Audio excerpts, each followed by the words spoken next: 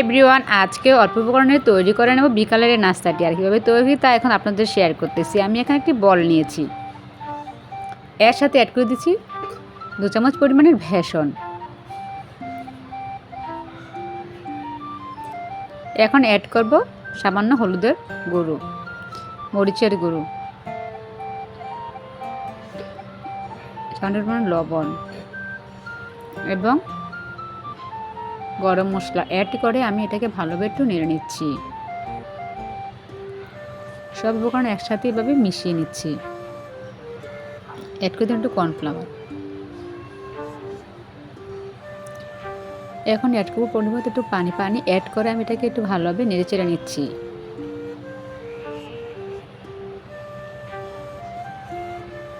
চলে যাব চুলাতে আমি একটি প্যান বসিয়ে দিয়েছি পানি গরম হওয়ার জন্য।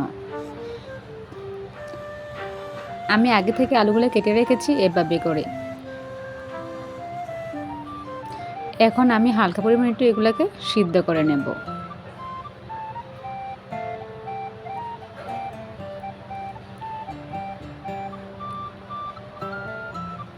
এর সাথে অ্যাড করে দিয়েছি পরিমাণ একটু লবণ। আমি এখন সব উপকরণের সাথে অ্যাড করে দেবো একটা ডিমটা দিয়ে আমি এটাকে আবার একটু ভালোভাবে নেড়ে চেড়ে নিচ্ছি।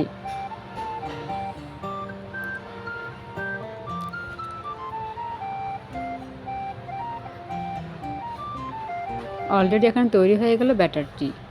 এখন আমি এটি চুলাতে প্যান বসিয়ে দিয়েছি, চলে যাব চুলাতে অবশ্যই তেল গরম হয়ে আসছে। এখন আমি সবগুলো উপকরণ একসাথে মিশিয়ে এখন সবগুলোকে ফ্রাই করে নিচ্ছি।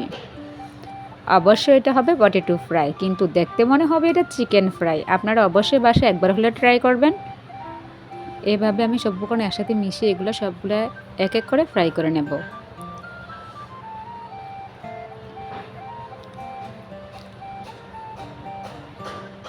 বিকেলে আপনারা বাচ্চাদেরকে এই ঘরোয়াভাবে এই নাস্তাটি তৈরি করতে পারেন।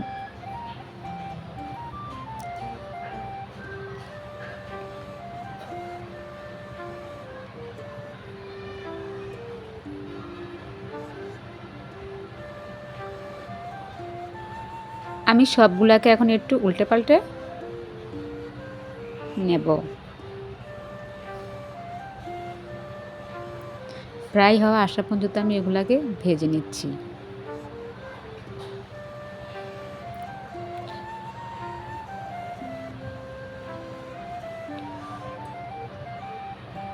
অলরেডি 2টি উপকরণের মাধ্যমে তৈরি হয়ে গেল আজকের এই বিকালের নাস্তাটি। অলরেডি আমার সবগুলো এখানে ভাজা শেষ হয়ে আসলো। আমি এখন এক এক করে সবগুলোকে নামিয়ে নিচ্ছি।